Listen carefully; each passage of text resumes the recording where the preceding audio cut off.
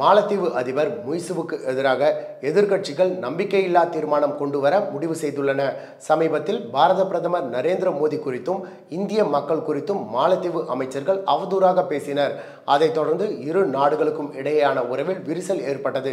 சீனாவிற்கு ஆதரவாக மாலத்தீவு அதிபர் செயல்படுவதாக அந்நாட்டு எதிர்க்கட்சிகள் குற்றம் சாட்டினர். இந்த சூழலில் மாலத்தீவு நாடாளுமன்ற சிறப்பு கூட்டம் நடைபெற்றது. அப்பொழுது அதிபர் முய்சு அமைச்சரவையில் மேலும் 4 பேரை சேர்க்க ஒப்புதல் பெற திட்டமிடப்பட்டிருந்தது. அவர்கள் சீன ஆதரவு எம்பிக்கள் என்று கூறப்படுகிறது. ஆனால் இந்த கூட்டத்தில் வெடித்த மோதல் கைகலப்பாக மாறியது. இதனால் வாக்கெடுப்பு நடைபெறவில்லை.